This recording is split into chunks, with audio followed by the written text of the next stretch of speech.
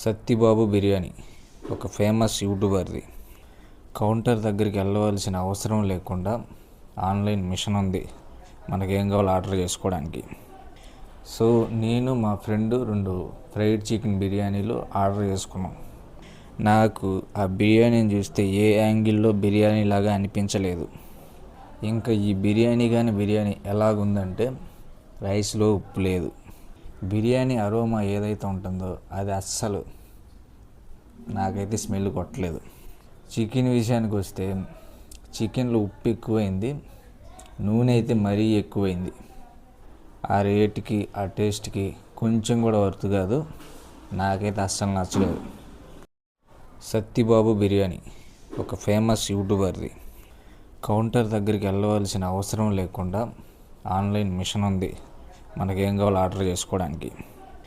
So నేను మా friend 2 fried chicken బిర్యానీలు ఆర్డర్ చేసుకున్నాం.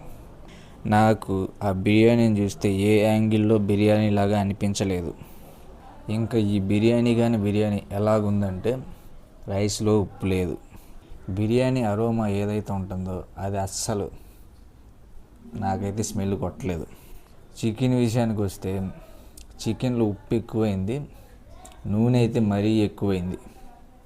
ఆ రేటుకి ఆ టేస్ట్కి కొంచెం కూడా వర్త్ కాదు. నాకైతే అస్సలు నచ్చలేదు. సత్తిబాబు బిర్యానీ ఒక ఫేమస్ యూట్యూబర్ది. కౌంటర్ దగ్గరికి వెళ్ళవలసిన అవసరం లేకుండా ఆన్లైన్ మిషన్ ఉంది మనకేం కావాలో ఆర్డర్ చేసుకోవడానికి. సో నేను మా ఫ్రెండ్ 2 ఫ్రైడ్ చికెన్ బిర్యానీలు ఆర్డర్ చేసుకున్నాం. నాకు ఆ బిర్యానీని చూస్తే ఏ యాంగిల్లో బిర్యానీ లాగా అనిపించలేదు. ఇంకా ఈ బిర్యానీ ఎలాగుందంటే రైస్లో ఉప్పు లేదు. బిర్యానీ అరోమా ఏదైతే ఉంటుందో అది అస్సలు నాకైతే స్మెల్ కొట్టలేదు.